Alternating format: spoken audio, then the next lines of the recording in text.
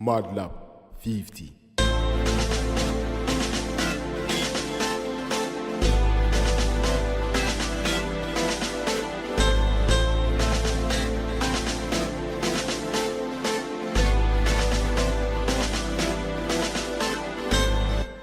In a game with a larger mythology than any other, today we discuss the ghost graffiti that has been vandalized onto the walls of the Vinewood Cemetery in Los Santos.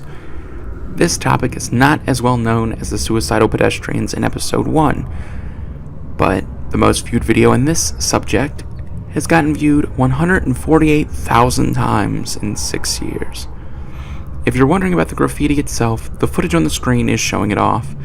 You can clearly make out the words "Families for Life," which, if you notice throughout the game, would be similar to the full name of your gang, the Grove Street Families. There's also the Seville Boulevard Families and the Temple Drive Families, which were originally a part of the Grove Street Families as the gang, the Families. Now, I don't believe we can place a time frame for when they were all united, but we can obviously agree that they all share the same moniker as the Families. Then if you look at the other gangs of the game, none of the others have families in their name. As in, we have the Balas and the Vagos. So it must be from one of these three gangs. Let's also remember that at the beginning of the game, this is Grove Street territory, and in the set of missions in the beginning of the game, it gets mentioned that a lot of the former Grove Street Families members are buried here. This list includes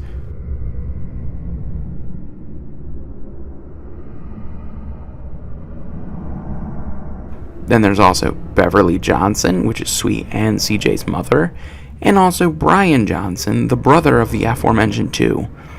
Point being, a lot of Grove Street family members are here.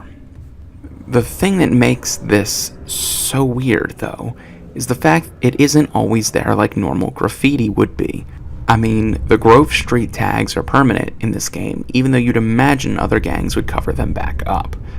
But this vandalism is only present from 20:00 to 06:00, or simply 8 p.m. to 6 a.m. These hours could easily be explained as the game's nighttime hours, which they are, but it still raises the question, why does it disappear with the sunrise?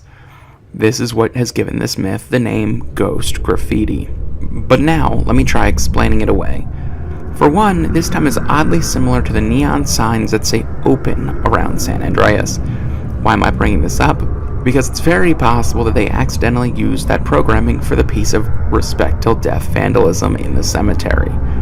But if we use the same logic we used in the last episode, and point out the fact that they could have just removed it from future releases of the game, so obviously this is wanted in the game. Or maybe this is just included to give the cemetery a creepy feeling when you're there. I mean, realistically, this is a cemetery, guys. How do you make a cemetery in the middle of the city creepier in a Grand Theft Auto game? I would also like to point out how disrespectful this is overall. This is a place for the dead to finally rest for the rest of eternity.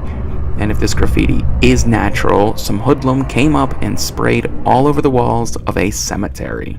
You can see this is present by the Balas graffiti that is on the walls. Which of these is the truth, though? I think it's a bit of both.